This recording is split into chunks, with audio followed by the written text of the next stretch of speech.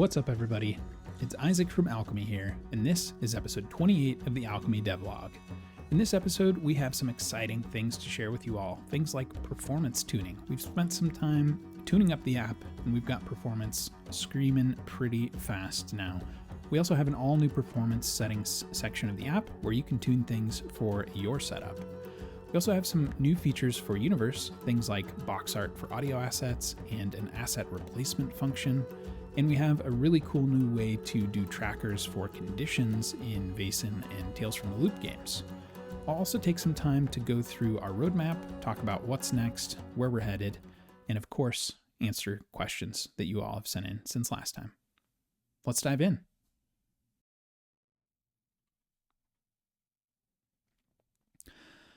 All right, let's take a look at the performance settings now. You can get to these two different ways. The first is down in your profile from the home page. You can get to them in this new gameplay tab here, and you have 3 new performance settings and a new section for accessibility settings, which includes an existing setting to enable or disable motion. So turning these on or off will have an immediate effect on your game, and you'll notice that there are 2 that are off by default, enabling anti-aliasing in tactical mode and using high resolution in tactical mode.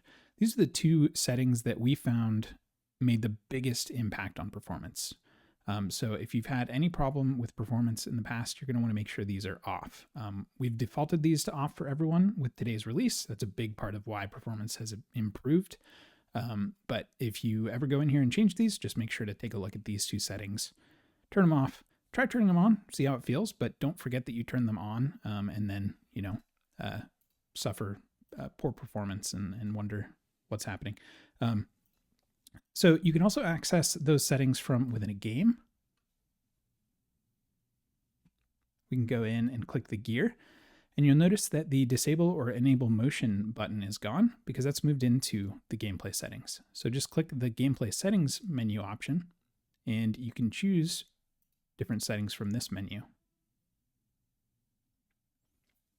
like disabling or enabling motion.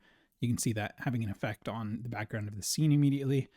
You can turn the blur effect on or off. It's a little bit hard to tell here, but that's turning off the blur effect behind these cards, which are pretty prolific in our interface. A lot of things have this sort of glass feel about them. And there's a blur effect behind it. If you find that that has a performance improvement for you to turn that off and you don't mind the readability hit that can bring along with it, feel free to turn that one off. And then the other 2 are a lot harder to see, but in tactical mode, having these on is going to make things look a little bit sharper and a little bit better, but it's going to massively use up CPU and GPU. So these are off. You can turn them on if you'd like to, but again, kind of a danger zone to turn those on. So watch out for that. These settings save per computer. So when you turn these on for your computer, these will be saved in your app or in your browser. And when you go to a different machine, you can have a different set of settings. So if you have, a Chromebook that you play on sometimes, and then when you go to your gaming machine, you may want to have some of these on or off, or, point is they save per machine. So you can kind of dial that to each different setup where you play Alchemy. So have a look at those. Let us know what you think. Expect us to expand this a little bit more, especially the accessibility section. We'll be adding some cool new stuff here to help improve accessibility over time. And if we think of anything that can help with performance, expect that to show up in here as well.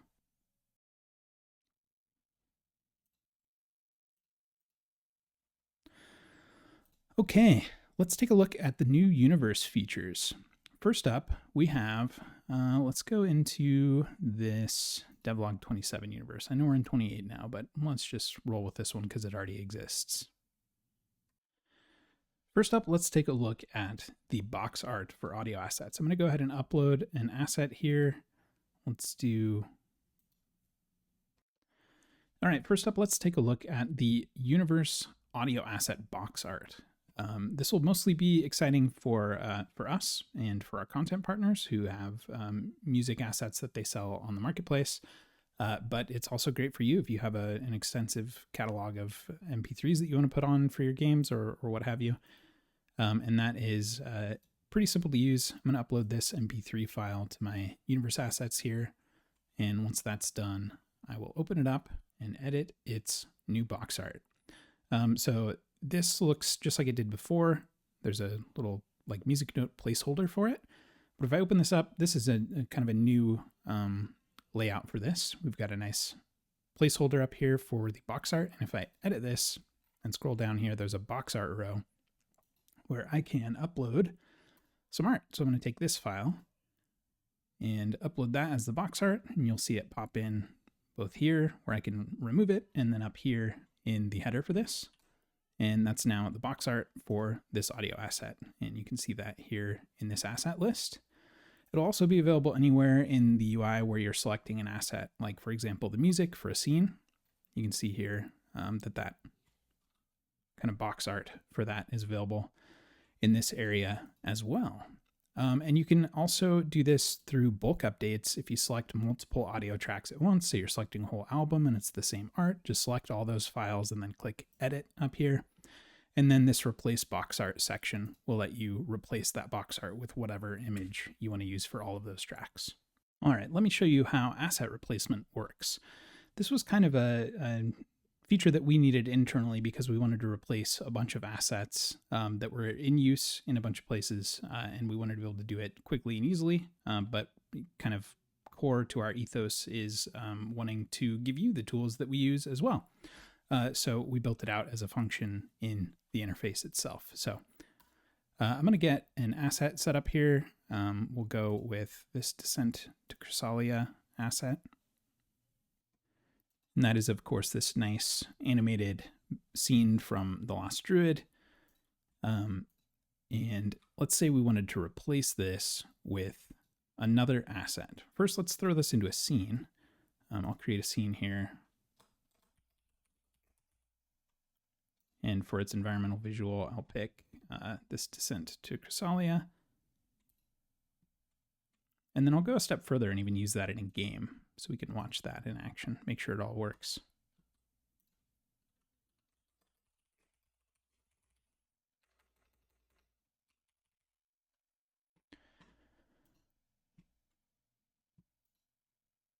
Created my game. Let's start playing. I forgot to enable some content for this, so let's grab that Devlog 27 universe where I started working on that, and let's add that scene so that we have it here in a game as well. Now I'll go back out and into my universe and open up the Devlog 27 universe again. And on this Descent to Chrysalia asset, I'm going to right click and choose replace, which will bring open that asset and my file picker where I can choose a totally different asset if I want to and replace that one out. As soon as it's done uploading there, we'll see it replace in the UI. And we've got this new above the water scene that we're going to replace with. We'll call this one the ship instead. And once we save that, it's going to replace that asset. You can see it's been changed here, and it's going to update anywhere that we're using it. So if we go over to our scenes here, and then we can jump into our game and see if that has replaced over there as well. And there's our nice little boat in our scene. And of course I've got motion disabled, so we don't see that animated boat, but I can turn that back on. So if you've ever uploaded an asset to a universe and thought, darn, I uploaded a 75,000 gigabyte file and I need to replace it everywhere, you can totally do that now. So that is very exciting for us, and I hope that you find that a little bit exciting as well. All right, let's take a look at the new way to do Vaesen trackers. I'm going to go ahead and create. Does this account even have Vaesen? It does. Oh, good. That makes things a little bit easier. I'm going to go ahead and create a game from the, we'll go with the enhanced edition.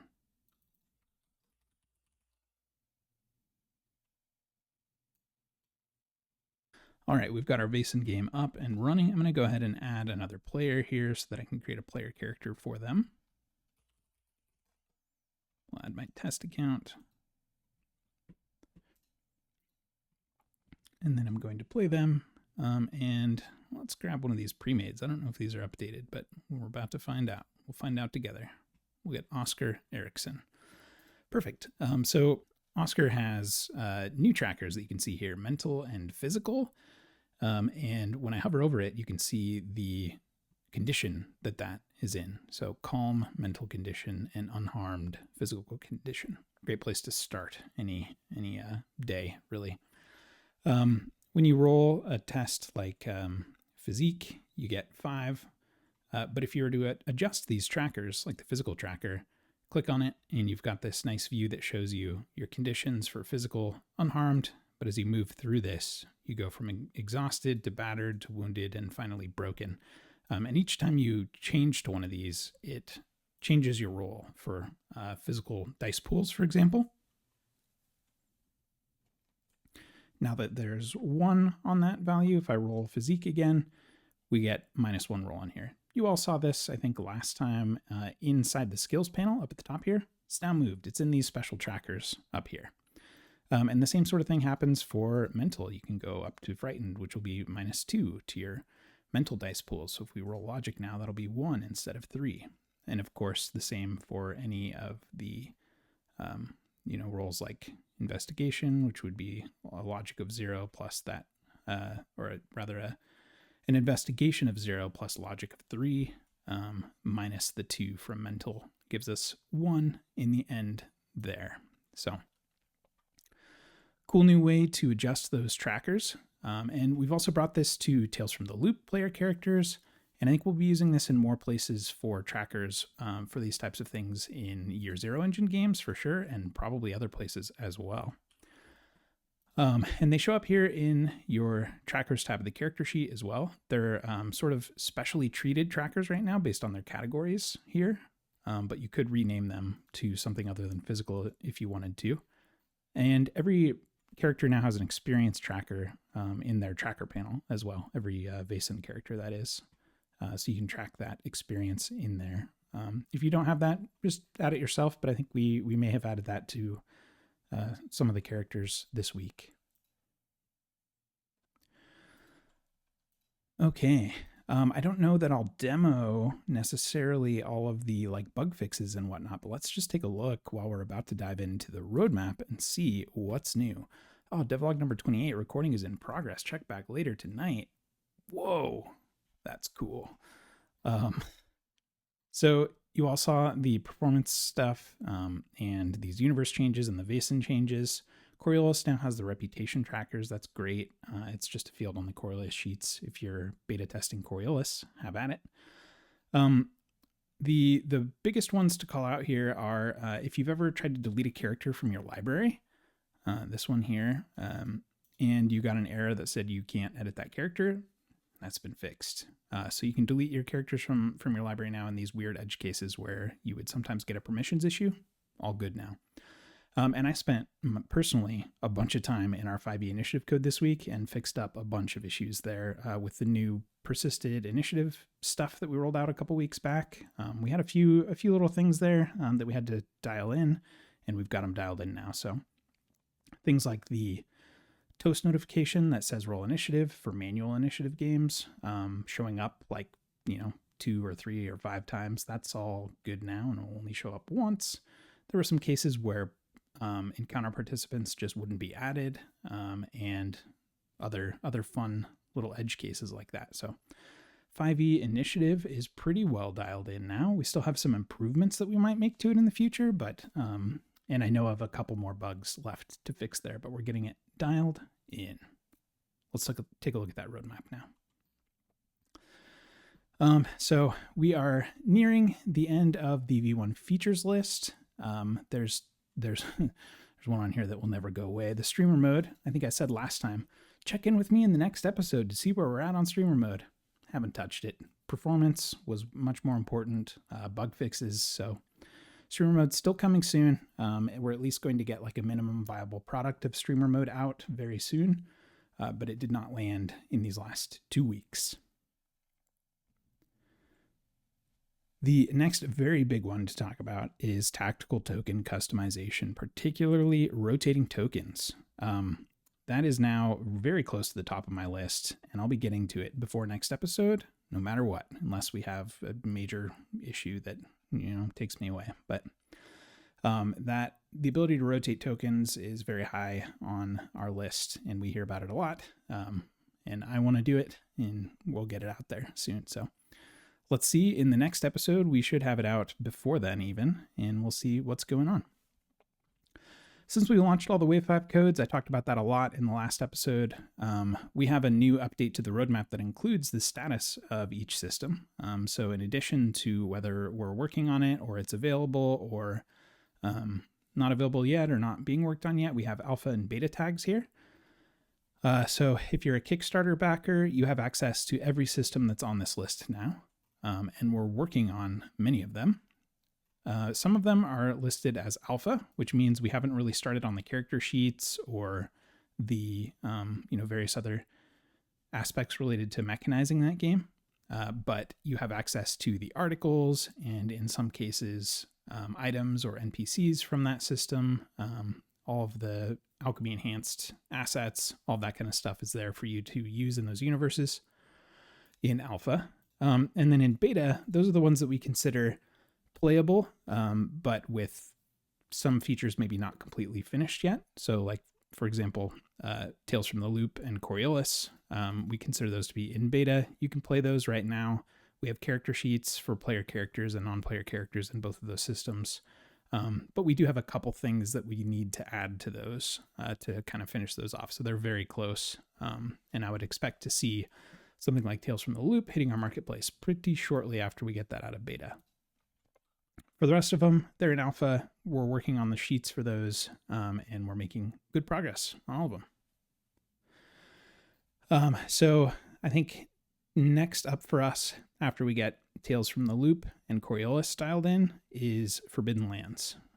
We're likely going to be skipping over Twilight 2000 and Mutant Year Zero here, just because they're slightly lower demand systems compared to something like Forbidden Lands, and it's a little bit of a departure in terms of how the system works as compared to Twilight 2000 and Mutant Year Zero. Well, Twilight 2000's a departure too, but anyway, Forbidden Lands is probably next up after we get Tales and Coriolis dialed. So that's kind of where we're at. We've been hard at work on our internal testing of the System Builder sheet builder tools, and there is some incredible stuff happening there that I cannot wait to share, but I'm not going to show you any of it this week because reasons. But we're going to be using that very soon internally to start building a bunch of these sheets, and we are stoked. Keep your eyes peeled for some very cool news on that.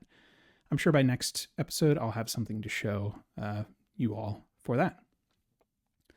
But in addition to that stuff and more systems work, we have a few enhancements coming for Universe. The ability to organize articles in a much more user-friendly way, be able to sort them into sections and have per module sorting is something that's on my near-term list in order to fix some of our V1 titles, like Degenesis has articles from multiple different modules all kind of just scrambled together. So we need to do some work to make that a lot more digestible. And we've got more performance tuning and bug fixes coming up. I've been spending a lot of time in performance tuning and bug fix land, trying to get things dialed in. I spend a lot of time in our Discord responding to, or at least reading, bug reports. And we know that we have some stuff to take care of, and we're getting there, but I'm definitely taking a big part of my time focusing on getting those things dialed in soon. So expect things to be improving incrementally and more rapidly now, while we kind of round out these last systems for V1. All right, that is the roadmap. Let's take a look at Q&A.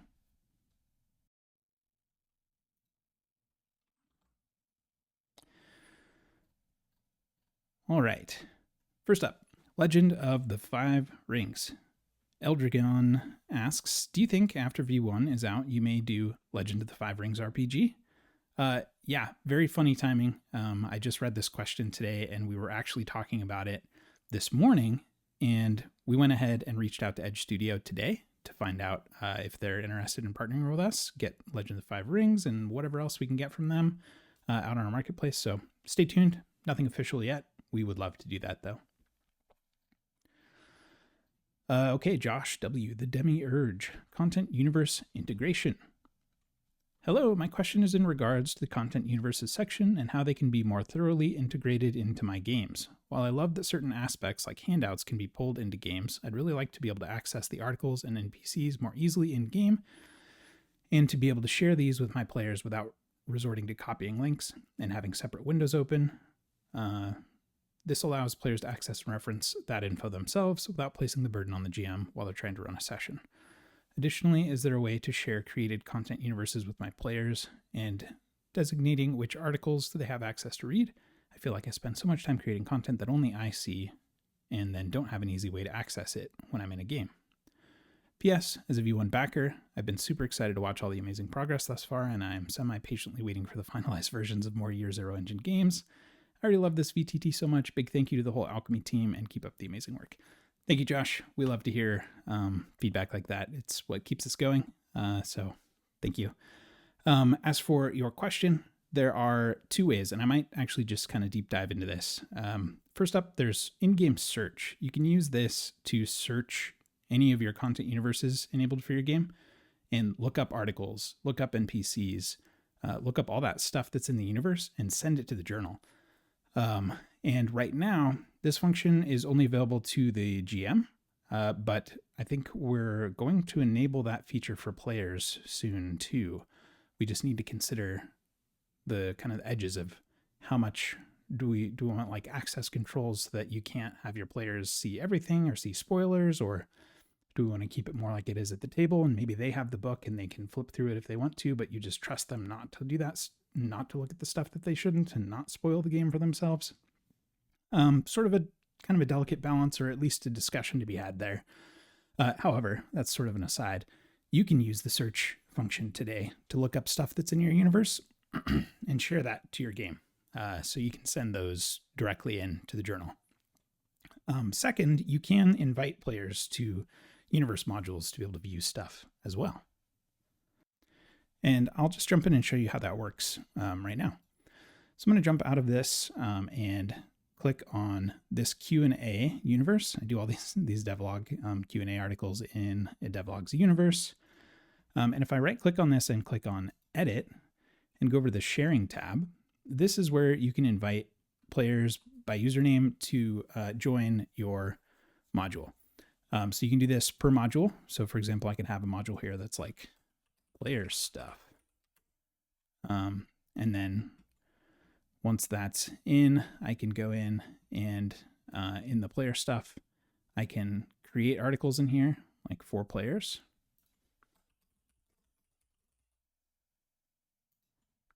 Or handouts, scenes, assets. This is a systemless universe, so it doesn't have characters and whatnot, but if this were like a 5e universe or something like that, I would be able to create characters in here as well.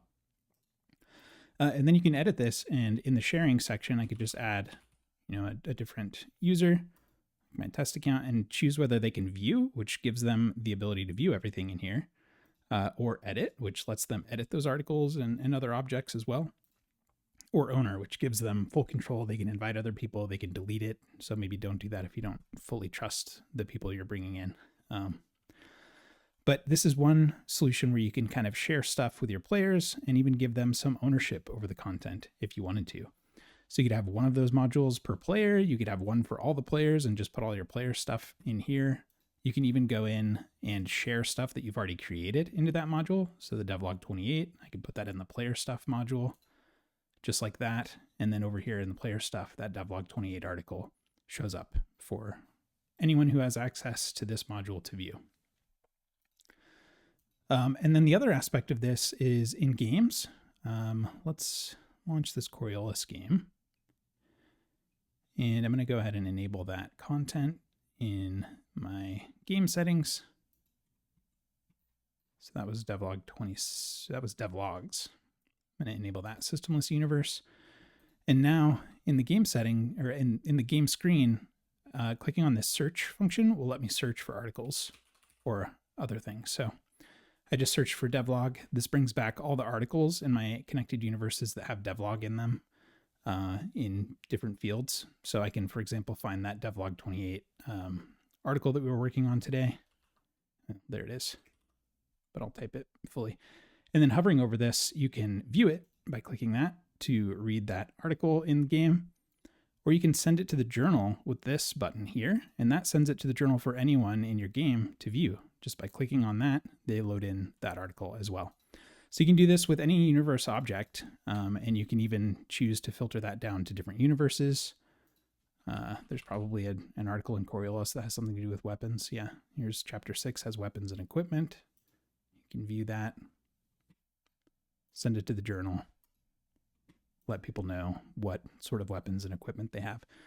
So this is only available to GMs, as I mentioned earlier.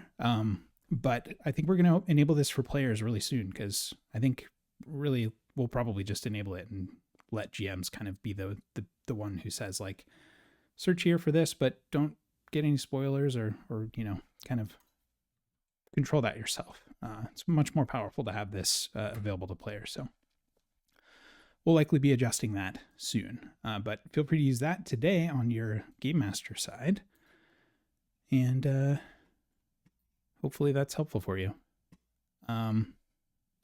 Yeah, and then I already went through kind of I showed you first how to edit sharing permissions on modules so that your players can view or even edit specific modules within your universe. So you can use that to bring them in as well. Thanks for the question, Josh. Hope that was helpful for you. Coming out in our Discord, or send in more questions if you want to talk more about this stuff. We've definitely got a lot of folks on the Discord who do this pretty regularly, and they love to share their tips and tricks.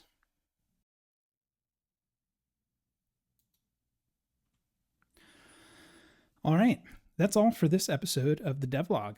I hope you enjoyed it. If you did, head on down below, smash that like button, subscribe, ring the bell, whatever it is. I don't know. It's YouTube. Do the stuff. It really helps us out a lot and gets the word out there for other people to check out our stuff and to check out Alchemy, which we all want.